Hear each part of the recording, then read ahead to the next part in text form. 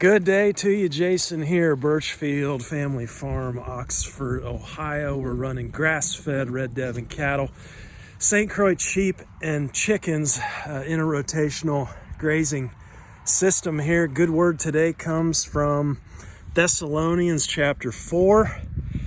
Make it your ambition to lead a quiet life, to mind your own business, and to work with your hands, just as we told you, so that your daily life may win the respect of outsiders, and so that you will not be dependent on anybody. Okay, we got a chilly one here on the farm. Today, mid-30s, slight breeze coming out of the west here. Sheep and cattle there, got some hay put out for them. Kind of a mud fest over there in that sacrifice area over the winter here. Love this scripture from 4th chapter of Thessalonians here. There is a joy in working with the hands, and especially in leading a quiet life, which really kind of leads me to think about this concept of simplicity. Runs in complete contrast to the culture around us that, especially this time of the year, is telling us to consume. But this simplicity, I think there's a joy there. I think that's personally a lot of the reason why we trended towards grass-fed ruminant animals. I think there is a movement in this culture back towards simplicity, simple ways of living and lifestyle, and that absolutely includes as a central component grass-fed ruminant animals. I know that for a fact. I see it. Many of you guys reaching out now to us and us trying to help in as many ways as we can here. But this conversation really, it kind of reminds me of what John Kempf has to say. I like what he has to say about the concept of simplicity. There's a simplicity on the other side of complexity that when we discover it's a better simplicity than on the front side, because the naivety is to a large extent gone.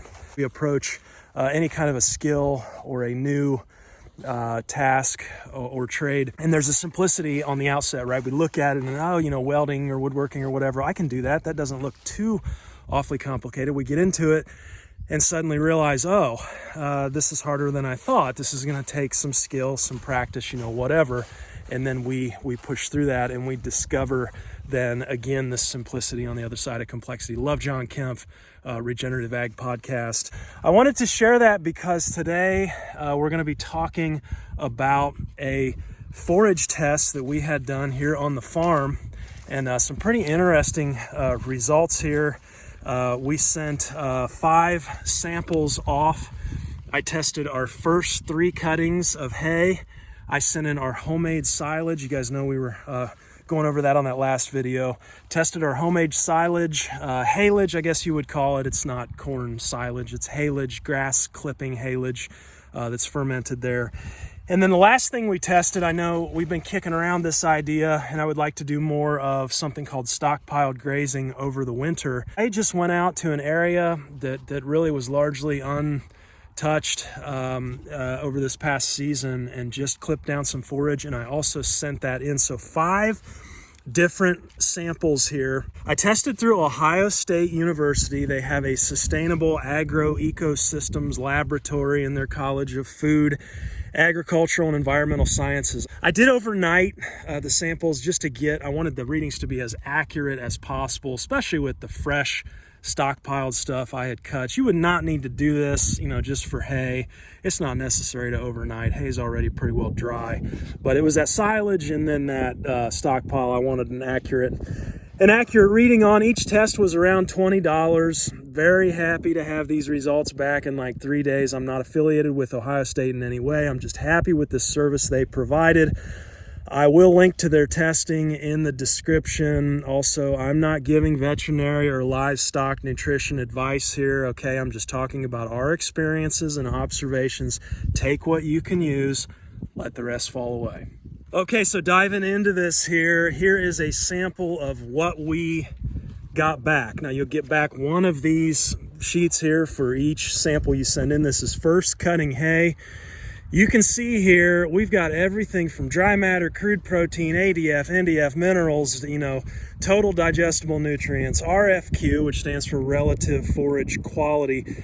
Before you start to gloss over here, all right, we're not going to get lost in the weeds. I found it most helpful really to zoom into three main areas on each sample report. And those are crude protein, TDN, or total digestible nutrients, and that RFQ, relative forage quality. Now, I've graphed these results throughout the talk here to make it easier. So let's hop into this. Let's start with protein. Now, you can see here, first cutting hay was around 6.7% protein, second cut 10.5, third was up over 19, and our haylage was 18.1. And then obviously that stockpile there at the bottom, 13.3%. Couple things worth noting here. First cutting hay is the exact same field and orchard grass stand as third cutting. The only difference was there was a nitrogen fertilizer application after first cutting. Okay, so first cutting was not fertilized, third cutting was, and you can see that huge difference. We also had a drought before and into third cutting, so I believe, that they always talk about how drought raises forage quality numbers simply because you have less moisture. So there's that playing in here as well. Now, second cutting was from another local farm, but was being advertised as high quality alfalfa hay.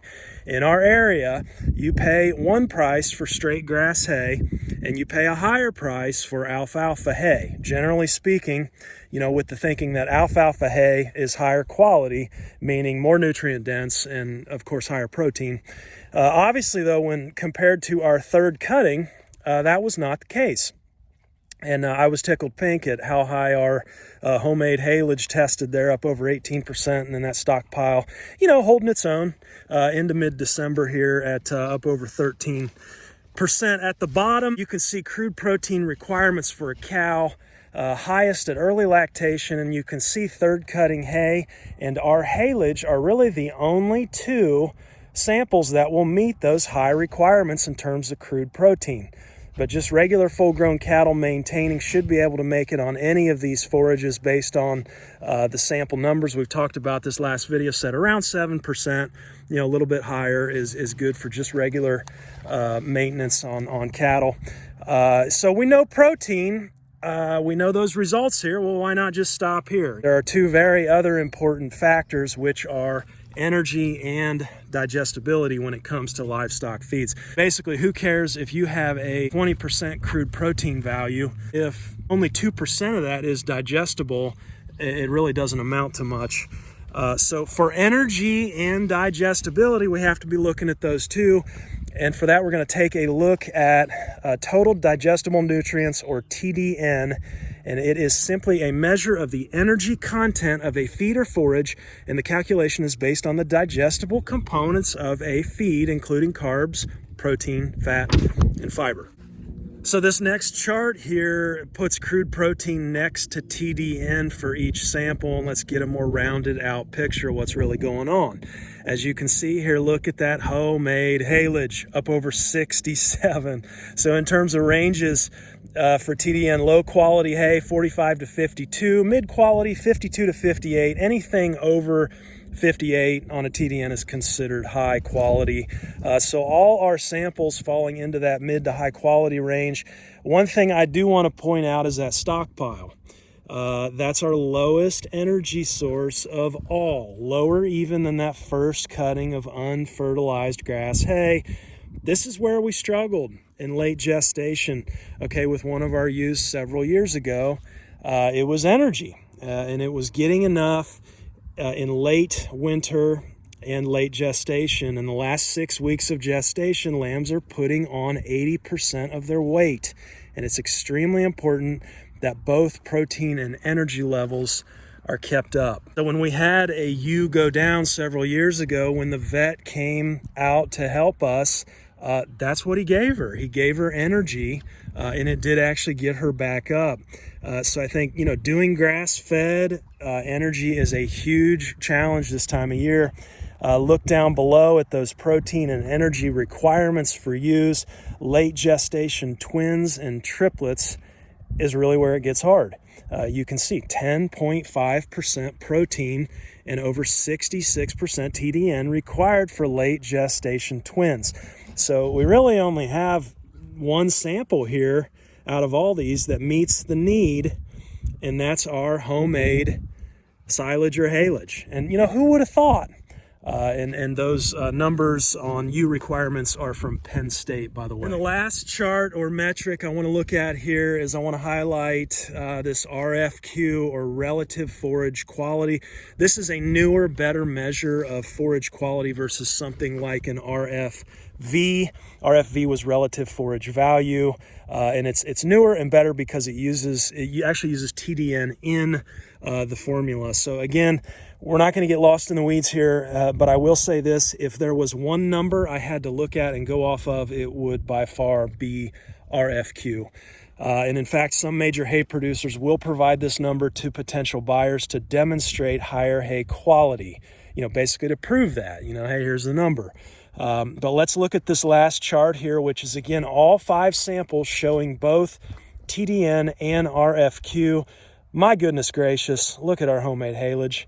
191.8, just blowing everybody out of the water. That's over 55% higher than the next sample, which is that third cutting orchard grass fertilized hay. And there's your ranges there down at the bottom. Nothing to get too excited about with the hay, mostly in that fair range, again, except for third cutting. Definitely disappointed in that second cutting alfalfa, advertised as, really high quality. Now remember, a downside to silage or haylage here is that it does contain 60% plus moisture content, and versus hay, which is only about 15 to 20% moisture. So understand 1 pound of hay compared to 1 pound of silage on an as-fed basis is certainly not equal, but I still find it appealing with those much higher test results here on the haylage. Okay, so 5 takeaways from this test and this forage analysis here. Here's what I'm taking away. Number 1, alfalfa hay is not always worth the price. People do a song and dance around here anytime the word alfalfa is mentioned regarding livestock feed. And alfalfa can be good, don't get me wrong, but look at our numbers here. That second cut was the alfalfa, and it's only just a little bit better than our worst performer, which was first cut. Alfalfa hay is over 30% more expensive than straight grass hay in my area. At least it was this past year. And in my opinion, based on my tests, I would much rather have our third cutting grass hay. Point here is ask your producer if they have test results. If they don't, I always ask something to the effect of, well, can I buy a couple test bales just to feed them and see how my animals like them? And based on those, or what you have there with that material, gather a sample, send it in and have it tested. You're talking about an entire winter's worth of feed a lot of times when you buy hay. And so, put the work in up front, get a sample and get the best you can for your money. Point number 2 here, fertilizer can be a good thing for the hay buyer. Now hang with me here. I used to think, I want the closest thing to organic hay I can get, right? And thinking we just need to let these fields rewild, just let them go. Nature knows best, right? Well, I think as a hay buyer, that can really be a rookie mistake. And our numbers here prove it. We have the exact same field, exact same stand of forage. The only difference is the first cutting versus third cutting and a nitrogen fertilizer put on after first. And the results they're simply indisputable. 19.3% protein versus 6.7, and an RFQ of 123 versus 99. Those numbers are the difference between adequately feeding your lactating cow or not. Same with a ewe. You have a ewe go down in late gestation versus not having one that goes down, if you got the high quality stuff here. So nitrogen converts to protein, and protein is currency. We've talked about that before. Yes, I believe there are better, more sustainable ways of stewarding land than putting down synthetic fertilizer, but as a hay buyer, knowing a producer fertilized a hay field is a mark in the asset column for you, not a liability. From a landowner stewardship perspective, it shifts a little bit. I think it can be an absolute train wreck. Synthetic fertilizer is a never-ending input cycle treadmill that's very hard to escape, almost like putting your land on drugs. Salt-based fertilizers lower pH over time. They're inhibiting your mycorrhizal fungi. So as you lower pH, you create compaction from lack of microbial activity, and you start to see the undesirables pop up, right? Perfect example in our hayfield back here is thistle. And then because you have a low pH, you really need to add lime to correct the low pH to bring it back up, right? And so the input costs of time, labor, equipment, and material become absolutely outrageous. But the question here, as a producer, is hay at scale.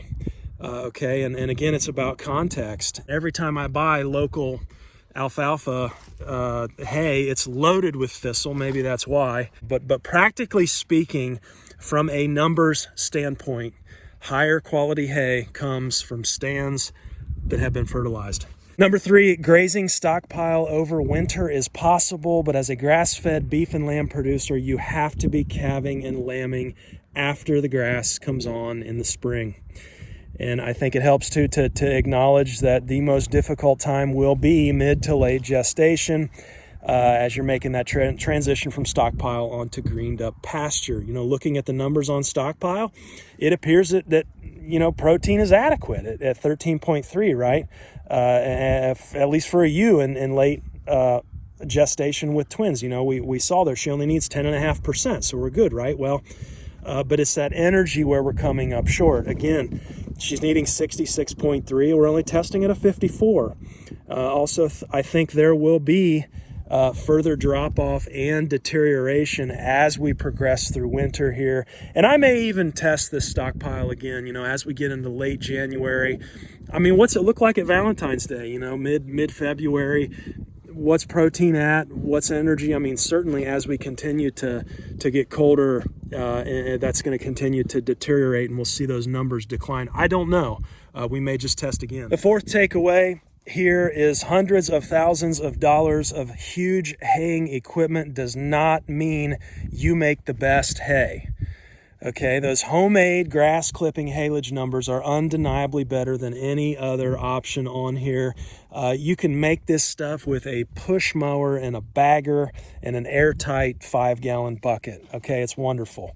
You're on a 1/4 acre lot in the city, start packing away 5-gallon buckets of this stuff and go talk and trade with your local farmer for fresh eggs or meat. I'd love that. You make your grass clippings into something that will help somebody, right? 20 million acres of mowed grass in this country that we just blow away into the air, and that stuff has the potential to be better feed than all the hay that I tested. That's just unbelievable to me. And you better believe, based on these tests here, we will be finding ways on our small farm to ramp up production of the haylage here. And number 5, or the last takeaway here, test your winter feed ahead of time to know what you're working with, but also observe your animals consuming each of the feeds that you test. And what I like to see is a congruency between what's been tested and how my animals are interacting with that feed. If they go after the good stuff and it tests the highest, and I know I've got some pretty good feed.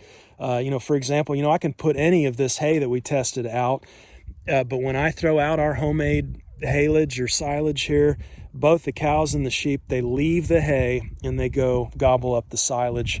And we know why now, right? It's more digestible and it has more protein, so it makes sense.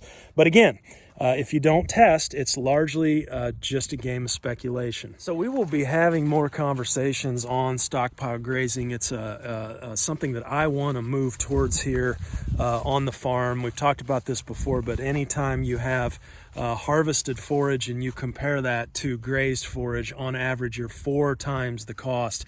So it pays. It pays to figure out how to graze stockpile for as long as you can through the year. One of the main differences we notice here is this orchard grass hayfield here. This was purposely sown in orchard grass just for hay, so there are no animals on it. And then you can see, well, you can't really see it from here. I'll get Sam up in the drone to give us a shot, but just on the other side of the fence there, that's just a native fescue pasture. And this time of the year, it's almost like somebody takes a vacuum and sucks the color out of the orchard grass. But the fescue, the native fescue, really retains a lot more green. I noticed too that the orchard grass just does not hold up to grazing pressure at all. We have one group of breeding group of sheep that we've got on Stockpile actually moving across the back fence row. And it's pretty interesting to see just that difference in how much better the fescue holds up versus the edge of the orchard grass hayfield here. So definitely a huge difference. But I think, the takeaway is if you can get on and maintain that fescue for the purpose of stockpiling, I think you've got a shot at doing something. Some of my questions after this analysis here, how do we keep that energy up? I think maybe protein will be less of a concern than I thought, but it's going to be energy. How do we get the energy as grass-fed producers without doing the grain? There's molasses and molasses lick tubs and all of that, but terribly expensive. You've got all those inputs. Don't know. We'll keep after it, and you bet your bottom dollar we will figure it out, and it will be simple eventually, and it will be joyful. Thanks for hanging with me today, and we will talk to you next time. Be blessed and be at peace today. Take care.